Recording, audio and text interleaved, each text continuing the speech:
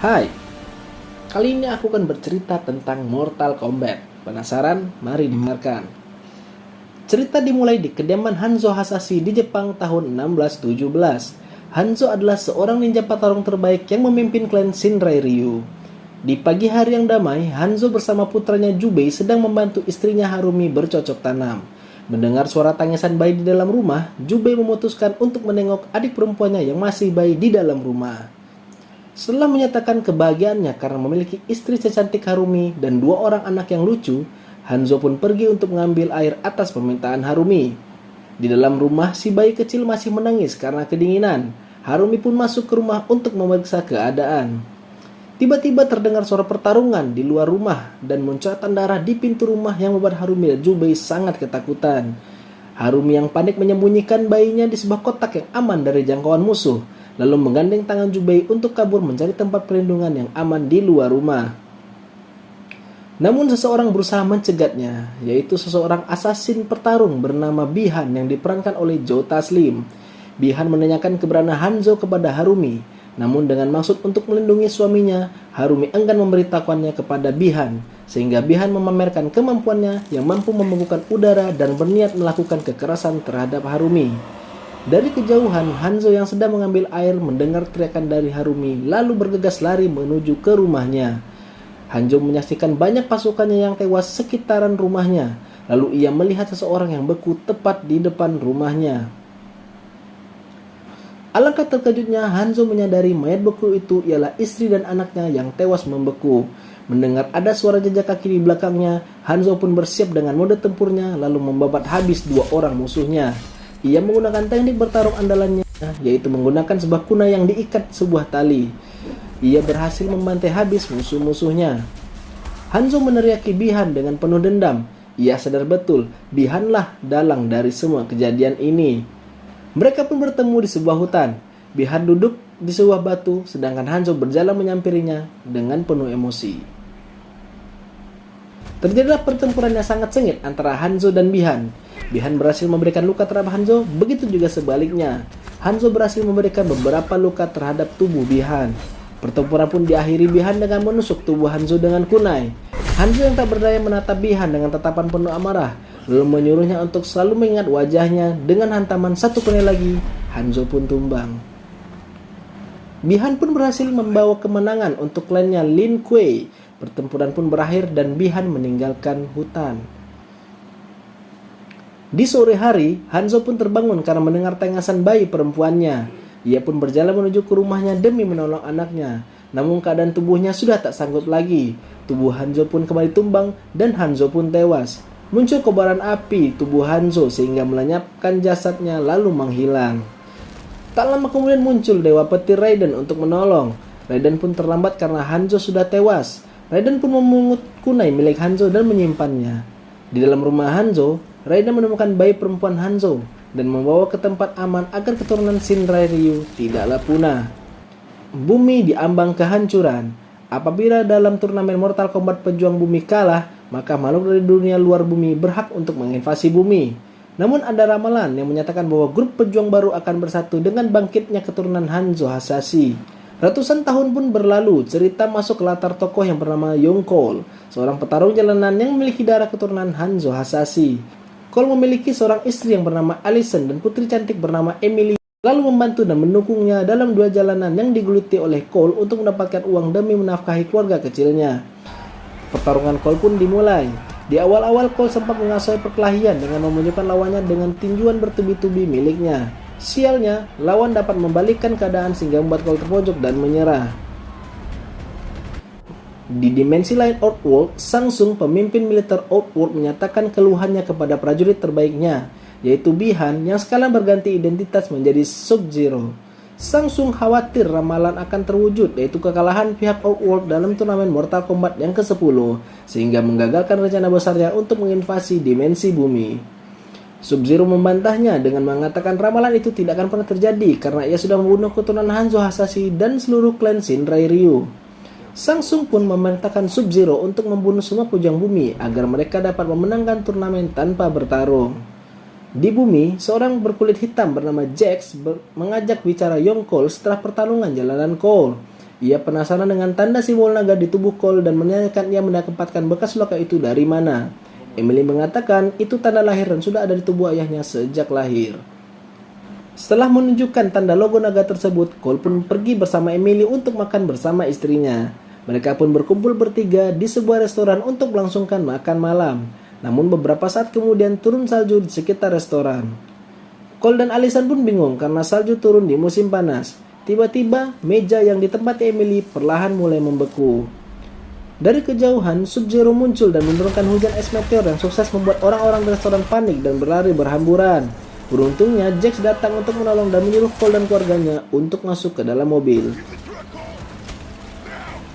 Sub-Zero pun melancarkan serangan hujan es kedua, namun dengan kemahiran mengumuni Jax, mereka berhasil menjauh dari tempat itu. Jax pun menunjukkan kalau di tubuhnya juga terdapat tanda logo naga dan menjelaskan kepada Cole bahwa orang-orang yang memiliki tanda tersebut adalah orang terpilih dan sedang diburu untuk dibasmi. Sialnya, Sub-Zero mempunyai kemampuan teleportasi dengan cepat sehingga tepat di depan jalan Sub-Zero sudah menghadang.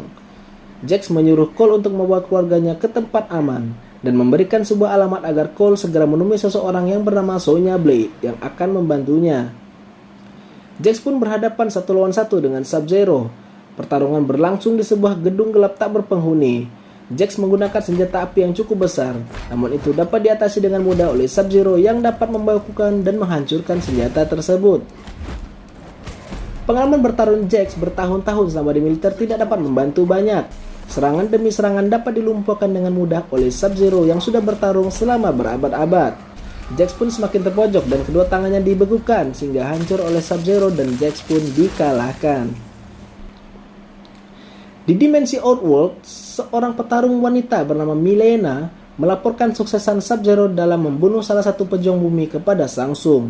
Milena juga mengkhawatirkan kecurangan yang dilakukan kelompok mereka, yaitu membunuh pejuang bumi sebelum turnamen Mortal Kombat akan terungkap oleh Elder God.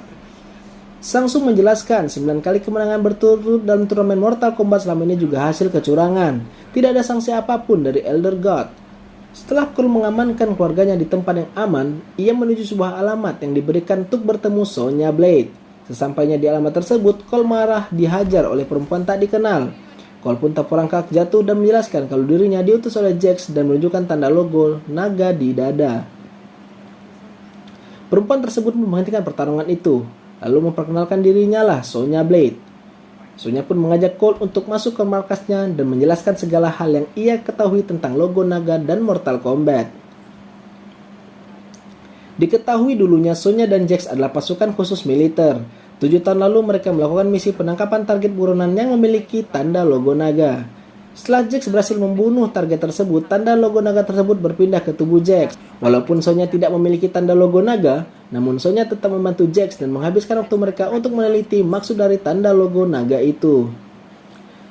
Tanda logo naga tersebut muncul kepada orang-orang yang terpilih dan mewakili bumi dalam turnamen petarung antar dimensi.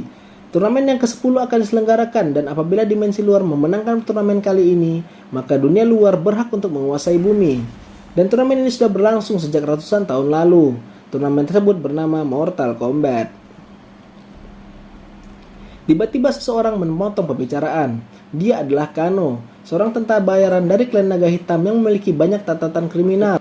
Ia juga mendapatkan tanda logo naga setelah membunuh seorang yang Sonya cari. Karena hal tersebut, Kano menjadi tahanan Sonya. Tiba-tiba lampu di ruangan mati. Mereka kedatangan tamu monster yang dapat menghilangkan dirinya dari pandangan mata. Cole dan Sonya bekerja sama untuk melawan monster tersebut, sehingga Kano memanfaatkan kondisi tersebut untuk melepaskan diri dari ikatan borgol terhadap dirinya. Mereka bertiga kesulitan dalam menghadapi monster yang tak tampak mata itu. Lalu Kano menancapkan signal flare ke tubuh monster itu agar dapat selalu melihatnya. Monster tersebut akhirnya menampakkan wujud aslinya. Pertarungan pun berlangsung kembali. Mereka bertiga saling bekerja sama, serangan demi serangan dilakukan sehingga akhirnya Kano berhasil menusuk dan mengeluarkan jantung monster tersebut. Setelah pertarungan itu, Sonya berusaha kembali mengumpulkan sisa-sisa hasil penelitiannya yang rusak akibat pertarungan. Kano masih menyinggung lokasi kuil Raiden, membuat Sonya yang bertujuan ke sana meminta Kano mengantarnya. Namun, Kano menolak kecuali Sonya memberikan duit atas imbalan jasanya tersebut. Negosiasi pun berlangsung hingga muncul kesepakatan Sonya akan bayar $3 juta jika Kano mau mengantarnya ke kuil Raiden. Cole menanyakan apakah Sonya mampu membayarnya. Tentu saja tidak. Mereka bertiga pun berangkat menggunakan pesawat hasil pinjaman dari teman Kano. Dalam perjalanan, Cole mendapatkan mimpi. Seseorang berjubah terbakar dan membuat Cole terbangun dari tidurnya. Begitu sampai di tempat tujuan, Cole, Sonya, dan Kano melompat dari pesawat dan melakukan perjalanan dengan berjalan kaki. Dalam perjalanan tersebut, mereka bertemu dengan seorang petarung yang dapat menyemburkan bola api. Petarung tersebutlah Liu Kang, salah satu orang terpilih yang mendapatkan tanda logo naga, dan kekuatan bola apinya berasal dari Arcana, sebuah kekuatan super yang dimiliki oleh orang-orang terpilih. Liu Kang menjelaskan kedatangan mereka sudah dinanti-nanti, dan mereka semua harus mempelajari banyak hal, dan Liu menyuruh mereka untuk mengikutinya menuju Kuil Raiden. Kuil Raiden terletak di sebuah gunung, dan pintu masuknya ada dalam sebuah gua di kaki gunung tersebut. Liu menjelaskan Kuil Raiden sudah berdiri selama ribuan tahun dan menjadi tempat pemujaan suci. Liu menambahkan pentingnya bagi para pejuang untuk melatih kemampuannya agar mereka siap menghadapi turnamen berikutnya. Mereka pun masuk ke dalam mulut gua yang gelap dengan Arcana milik api Liu Kang sebagai satu-satunya penerangan. Setelah itu Liu membuka pintu batu. Mereka menyelusuri lorong di mana di dinding tersebut terdapat lukisan sejarah-sejarah Mortal Kombat. Sonya terkagum-kagum dan merasa bahagia karena sejarah Mortal Kombat yang selama ini dicarinya adalah nyata. Usilnya Kano, ia mencoba menyolong salah satu barang yang terpajang di kuil. Tentu saja hal tersebut dipergoki oleh Liu Kang. Liu menjelaskan bahwa mereka harus berlatih keras agar dapat memunculkan kekuatan dari dalam diri. Karena tanpa itu mereka tak akan bisa memenangkan turnamen. Dan apabila mereka kalah dalam turnamen ini, maka musuhnya akan membinasakan mereka semua. Di dalam kuil, Sonya menemukan teman terbaiknya Jax sedang terbaring pingsan. Jax mendapatkan perawatan di Kuil Raiden setelah kekalahan melawan Sub-Zero. Liu mengatakan mereka mengusahakan yang terbaik demi kesembuhan Jax. Liu mengajak mereka semua untuk bertemu Dewa Petir, Lord Raiden, pemimpin dari pejuang bumi. Lord Raiden kecewa dengan tampilan sisa pejuang bumi, karena mereka sama sekali belum siap menghadapi turnamen. Bahkan diantaranya ada yang tak memiliki tanda. Lord Raiden menjelaskan telah 9 kali dimensi bumi kalah dalam turnamen. Apabila mereka kalah lagi dalam turnamen yang ke-10, maka dimensi dunia luar akan menguasai bumi dan Samsung akan memperbudak umat manusia. Sorenya saat Liu Kang sedang bersembunyi di kuil, Liu merasakan kehadiran musuh yang muncul ke dalam kuil. Benar saja, tampak sosok Sub-Zero yang berhasil membuka pintu kuil. Liu Kang menyambutnya dengan semburan bola api. Sub-Zero berhasil menghindarinya dan membalasnya dengan serangan bola es yang bersih membuat Liu Kang terlempar. Saat Sub-Zero melakukan serangan kedua terhadap Liu Kang, tiba-tiba serangan topi besi yang melayang menghantam Sub-Zero hingga terpental. Serangan tersebut berasal dari Kung Lao, salah satu pejuang bumi yang sudah terlatih, sepupu dari Liu Kang. Samsung pun muncul bersampah-sungat dengan sombongnya, dan kehadiran mereka disambut tegas oleh Lord Raiden yang tiba-tiba muncul di hadapan Samsung. Samsung memperolok dan merendahkan pejuang bumi dan menyuruh anak buahnya untuk menghabisi pejuang bumi. Tindakan tersebut dicegat Lord Raiden dengan membuat perisai petir yang melindungi kuil, sehingga tidak memungkinkan bagi musuh untuk masuk ke dalam. Samsung pun memperingati Lord Raiden, cepat atau lambat bumi akan segera ditaklukkan, lalu ia dan pasukannya meninggalkan kuil. Pelatihan pun dimulai untuk mendapatkan Arcana, sebuah kekuatan anugerah dari tanda logo naga. Sonny Blade yang tidak memiliki tanda logo naga dilarang ikut latihan. Ia pun lebih memilih untuk menjenguk Jax yang belum sadar dari tidur panjangnya. Keajaiban pun tiba. Secara mendadak Jax terbangun dari tidurnya. Sonya menghampirinya dan menghiburnya. Jax bersedih karena melihat kedua tangannya sekarang tergantikan oleh tangan robot. Di dalam arena, Kung Lao melatih Yongkol. Mereka pun bertarung dengan mudahnya karena Kung Lao dapat mengalahkan Cole. Dan latihan tersebut tidak menghasilkan apa-apa kecuali luka di tangan kiri Cole akibat gesekan topi dari Cole. Di sesi selanjutnya adalah Liu Kang melawan Kano. Kano yang arogan dengan mudahnya dijatuhkan Liu Kang berkali-kali. Pada malam hari, sembari mengobati luka Cole, Liu Kang bercerita tentang masa kecilnya saat masih menjadi gelandangan. Hingga Bo Reicho menemukan dan membawanya ke perguruan Wuxi. Di sana ia bertemu Kung Lao dan Lord Raiden dan mulai berlatih di Temple of Life. Setelah lulus, ia diberi tugas untuk memburu seorang penyeludup anak. Tidak disangka orang tersebut memiliki tanda logo naga. Dan setelah membunuh orang tersebut, tanda logo naga berpindah ke tubuh Liu Kang. Dan seketika Liu Kang dapat menguasai arkananya sendiri. Keesokan harinya Cole kembali berlatih, namun sia-sia. Di tempat lain, Sonny Black menemani Jax yang juga berlatih dengan robotnya. Malam harinya, di meja makan malam, Kung Lao muak melihat Kano yang senang berulah. Ia pun mengejeknya sebagai petarung yang bodoh karena bertarung seperti anjing. Mendengar hal itu, Kano tidak terima dan marah. Liu Kang pun terus memancing emosi Kano yang meledak-meledak. Dan tak disangka muncul sinar laser dari mata kanan Kano. Akhirnya Kano berhasil menguasai arkana miliknya.